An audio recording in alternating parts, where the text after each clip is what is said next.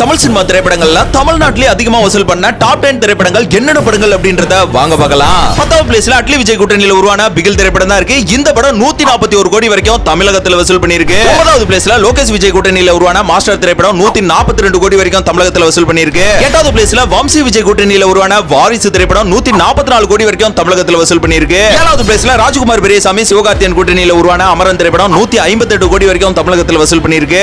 6வது பிளேஸ்ல ஆதிக் அஜித் கூட்டணியில வெளியான குட் பேட் அக்லி திரைப்படம் 172 கோடி வரைக்கும் தமிழகத்துல வசூல் பண்ணிருக்கு. 5வது பிளேஸ்ல லோகேஷ் கமல் கூட்டணியில வெளியான விக்ரம் திரைப்படம் 181 கோடி வரைக்கும் தமிழகத்துல வசூல் பண்ணிருக்கு. 4வது பிளேஸ்ல நெல்சன் ரஜினி கூட்டணியில வெளியான ஜெயிலர் திரைப்படம் 189 கோடி வரைக்கும் தமிழகத்துல வசூல் பண்ணிருக்குங்க. 3வது பிளேஸ்ல வெங்கட் பிரபு தளபதி கூட்டணியில வெளியான கோட் திரைப்படம் 220 கோடி வரைக்கும் தமிழகத்துல வசூல் பண்ணிருக்கு. 2வது பிளேஸ்ல பல ஜாம்பவான்களை வைத்து மணிரத்னம் இயக்கிய பொன்னியின் செல்வன் பார்ட் 1 திரைப்படம் 222 கோடி வரைக்கும் தமிழகத்துல வசூல் பண்ணிருக்கு. நம்பர் 1ல லோகேஷ் தளபதி கூட்டணியில வெளியாகி உலக சினிமா வரைக்கும் பேசு பொருளான லியோ திரைப்படம் தாங்க இருக்கு. இந்த படம் 231 கோடி வரைக்கும் வசூல் பண்ணி முதல் இடத்தை பிடிச்சிருக்கு. லியோ பார்க்கணும்.